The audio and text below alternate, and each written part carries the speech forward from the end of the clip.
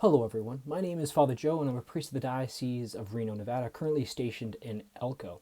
As you know, I'm also happen to be Miss Walsh's eldest brother, and she's asked me to give a little bit of a talk about the church, its structure, and also its teachings and how it's lived out in our world. And so I want to kind of divide my talk into three different sections. The first thing that I want to talk about is the church's structure, specifically how it is apostolic. Then I want to move over to its teaching aspects and look at the devotions, the disciplines, the doctrines, and the dogmas of the church. Then finally, I want to look at how this is all codified, specifically through the code of canon law. And so let us begin with the apostolic nature of the church. Now, I'm assuming you guys have already talked about this, so I'm not going to go super in-depth here. But the Catholic Church claims what is known as apostolic succession, that she is at her core apostolic, that she finds her origins in the apostles, and that the apostles have passed on their position of authority to their successors even to today. The Catholic Church, by the way, isn't the only one that claims this. The Orthodox Church, the Assyrian Church of the East, and the Coptic Church, as well as a few others, all claim this apostolic succession. And the Catholic Church, by the way, does recognize the legitimacy of their apostolic succession. We recognize that they too descend from the apostles. And though we are in schism specifically over church organization, we still recognize that they have valid sacraments, a valid priesthood, valid bishops. So I do want to begin with that as well. Catholics aren't the only ones that claim this. But we can also find the origins of this apostolic nature of the church in the Bible itself. For example, in the first chapter of the Acts of the Apostles, we see the 11 trying to figure out what to do with Judas. Now, Judas has killed himself, and so Peter will address the other 10 and say to them that let him leave his place and let another take his office.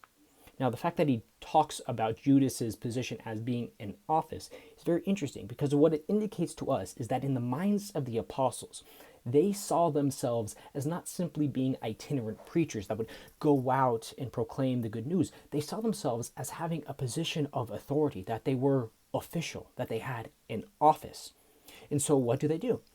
They replace Judas with Matthias. And we even see in the letter of St. Paul, first letter of St. Paul to Timothy, that those who desire to be episkopoi desire something that is good.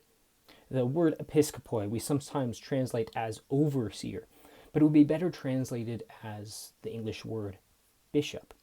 And so even in the Bible, we see this origin of everything flowing forth from the apostles, that Christ has instituted this church, has gathered these 12 have a position of authority, and we go from there. We can also see in Acts chapter 15, when the church is having a very difficult time figuring out how they are to relate to the Old Testament. Do people need to be circumcised before they become Christian? It is the apostles that are united at a council, the Council of Jerusalem, that makes that decision. And the church has been doing this for millennia. In fact, whenever the church has a big and difficult question, we call an ecumenical council. And in doing so, we are able to make a decision for the universal church. And so that's why we say that the church is apostolic.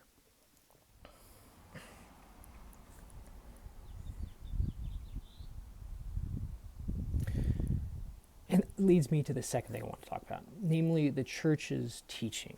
Now, as I said, the church is apostolic by nature, which means that we are finding our roots in the apostles themselves. We believe that the apostles faithfully handed on what Christ had given to them. However, Christ said to those same apostles that there are many things that I wish to tell you, but you cannot bear them now. But I will send to you an advocate, and he will lead you into all truth. This is John chapter 16. And we truly believe that even now the Holy Spirit is active and working in the church, guiding us into all truth. That the church's teachings are being aided by the Holy Spirit, and through this are guiding us ever closer into union with God. Now, in English, it's really easy to remember the four categories of church teaching because each one starts with the letter D. The first one, and probably the most important, is the dogma. The second one are the doctrines of the church. Then after that, we have the disciplines. Then finally, the devotions. Now, to go through each one of these, Now, the dogmas are the formally defined teachings of the church. These would be things like the Trinity or the Incarnation, things that the church has written down, has laid out, and said, this is what we believe. These are very, very important and form the core of what it is to be Catholic. The second thing are the doctrines. Now, the doctrines are very, very similar to the dogmas, but they have not yet been formally defined. Now, an example of this would be the doctrine of the Immaculate Conception prior to its formal definition in the year 1854. The church believed this, that held that this was a true thing, but it hadn't yet been formally defined. Another example for our modern day would be like the just war theory. That St. Augustine came up with this back in the 4th century. And the just war theory pretty much goes that if a foreign nation is aggressively attacking is attacking another nation, the defending nation has a right to defend itself, with some caveats to that. It hasn't been formally defined, nor has the church said what this actually means or what parts of St. Augustine's teachings were correct or incorrect. But it is something that the church has held to and holds to as being something useful in these difficult times, especially when nations are going to war. The next thing are the disciplines. Now, the disciplines are the things that kind of keep us on the straight and narrow in the day-to-day things. This would be like celebrating the Mass in the vernacular, for us, celebrating it in English. The church can change that at any time. If tomorrow Pope Francis said, you know what, I think we're going to celebrate Mass in Vietnamese, you would celebrate the Mass in Vietnamese. These are things that are there to aid us. They're there to help us, but they can change. So another example of this would be actually clerical celibacy. Technically speaking, the church has always had married priests. However, made the decision, I believe back in the 5th century, that priests should remain celibate. There are certain circumstances in which that requirement is not actually followed. For example, those that are converting from the Orthodox faith to the Catholic faith, we recognize their ordination. We say that they truly are priests. But in their converting to Catholicism, they wouldn't be reordained, and they're married in the Orthodox faith. And so we wouldn't have them say, nope, you can't be married anymore. Like, no, that's a discipline. That's something that we use, but not something that is necessary. And the final thing is the devotion. The devotions are things that any individual can take or leave. They're there to kind of help people grow closer to God. This would be an example like saying the rosary, or Taizé prayer, or centering prayer, or a plethora of other things. Now, if you don't like them, you don't have to use them. Like, for example, if you don't like Taizé prayer, or you don't like guided meditations, you don't have to do it. You can still be Catholic, and not be saying the litany of humility. It's a helpful thing. I would highly recommend it, but it's not something that's necessary. Now, with that said, I thought it would be helpful to use an example, something to illustrate what I am talking about. And the thing that came to my mind is somewhat silly, somewhat juvenile, so I apologize for that. But the thing that came to mind was playing tag. Now, if I were to tell you, write down the rules to how to play tag, the thing that you wrote, that would be the dogma. That would be equivalent with our dogma, the core of the game.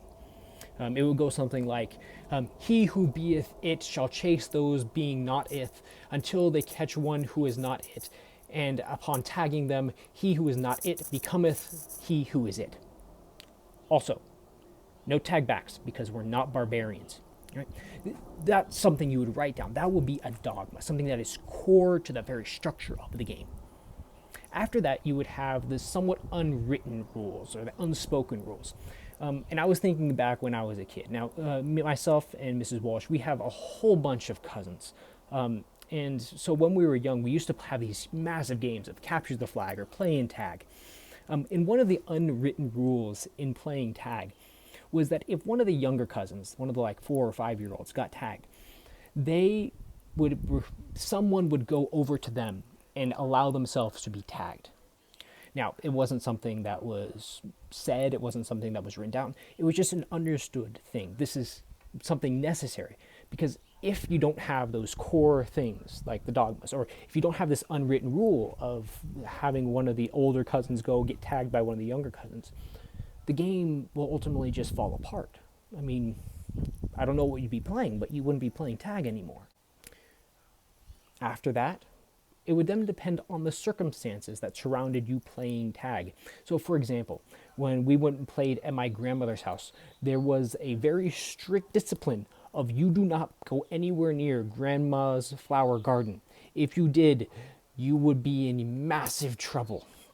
Or like if we went to the park nearby, we weren't allowed to go out into the bushes or out into the field. We had to stay in a set area. Now, is that something that is necessary to the game of tag? No, but it is helpful, something that keeps us on the straight and narrow. Then finally, the devotions. And the thing that came to my mind was how you wanted to play tag. You want to have 2 people be it? Go for it. That's not something that's key to what it is to play tag. You want to play freeze tag? Follow your heart. Go for it. It's not something that would contradict the core of the game of tag. You want to be a crazy person and try to see how close you can get to the person who's it without getting tagged, trying to be like a little matador.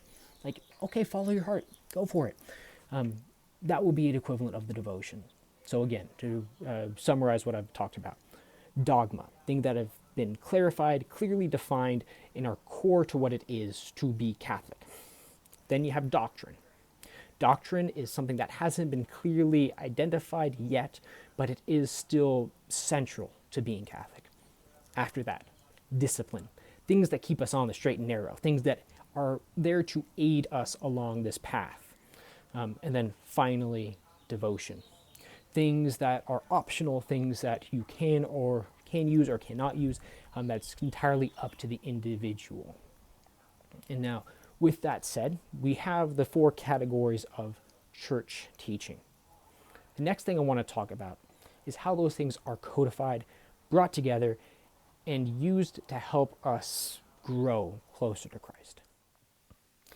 And this brings me to the final thing that I want to talk about, the Code of Canon Law. Now, unfortunately, the Code of Canon Law will get a bad rap because oftentimes people will associate the Code of Canon Law with rules and regulations, with things that bind us. And this seems antithetical to the freedom that spirituality and faith usually are associated with. But I would maintain that the Code of Canon Law, far from being something that binds us, is there as something to protect us. Specifically, 3 things I think the Code of Canon Law protects. First, it protects the rights of the people. Second, it protects our theology. And third, it protects church function. So let's go through these. First, it protects the right of the people. Now, when I was in seminary, my professor of the Code of Canon Law jokingly said that the Code of Canon Law exists to protect the people from the stupidity of their priests. And while he meant that jokingly, there is some truth to that because unfortunately we will see priests that will try to take advantage of their people. And so the Code of Canon Law enumerates numerous rights that the people have, what is allowed and what is not allowed, in order to keep people honest, especially if they're in a position of authority. So it's there to protect the people. Second, it is there to protect the theology. An example that's oftentimes used is the Code of Canon Law's discussion of the place of the Pope. Now, we talk about the Pope being the vicar of Christ, being the successor of Peter, that the church, again, is apostolic, and from the time of Peter until now, there has always been someone that has fulfilled the role of Peter.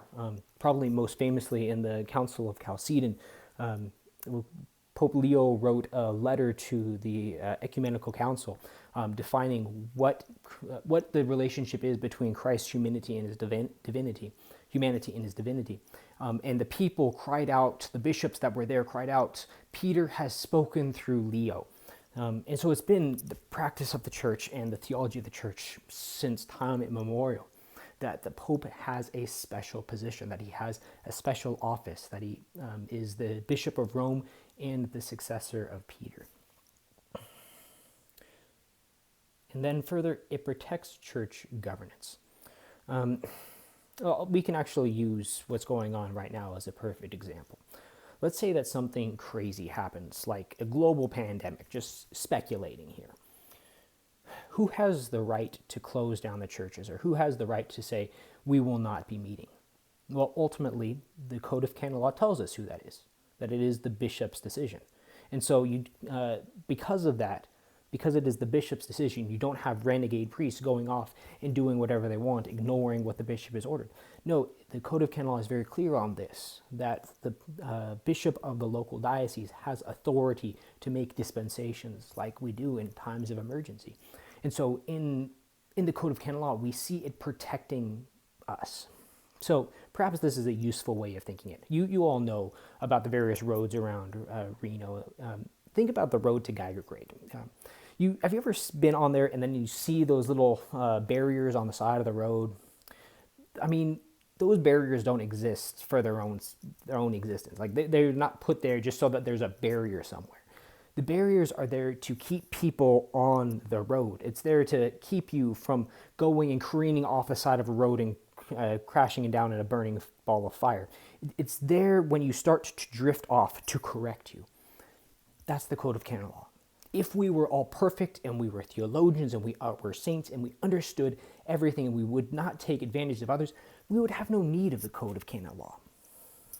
But we're not. And so the Code of Canon Law acts as a protector of our rights, of our theology, and also of the church's function. With that, I'm going to end my little reflection. Well, thank you guys for listening to me. Hopefully it's been helpful. I do want to add two things in this little outro. The first is I meant to talk about infallibility in that second section. If you want to go more in depth into this, I would highly recommend reading Lumen Gentium, paragraph 25. It's very insightful, very dense and theologically textured. I would highly recommend it if you want to actually understand what we're talking about when we're talking about infallibility. Suffice it to say for now that infallibility is regarding things of faith and morals that are spoken in a definitive way to the universal church. So if the church isn't talking about faith and morals, it's not something that's infallible. If it's just a private opinion of the Pope, for example, it's not infallible. If it's not something that the Pope is issuing out to the church, not infallible. Further, infallibility is a negative charism. I'm not going to get into that too much right now, but for now, let's just say it doesn't mean that the Pope will say the fullness of the truth every time he speaks, only that he will be prevented from speaking and teaching error. The second thing that I wanted to talk about was you'll see at the end of this video some of my outtakes, and you'll understand, hopefully, because of that, why my second section is somewhat rapid and somewhat abrupt in the various cuts that happen there. So I apologize for that, but hopefully you'll see why. God bless everyone and stay safe. Purified. So an example of this might be the just war theory of St. Augustine. Dangers of filming outside. You might hear dogs. St. Augustine said in the just war theory, St. Augustine said in the just war theory, St. Augustine said in the just war theory that if a nation is aggressive in attacking someone else, that the defending nation has a right to defend itself.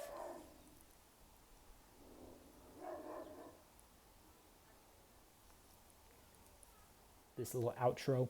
One of the things I meant to talk about in the section. Blah, blah, blah, blah, blah, blah.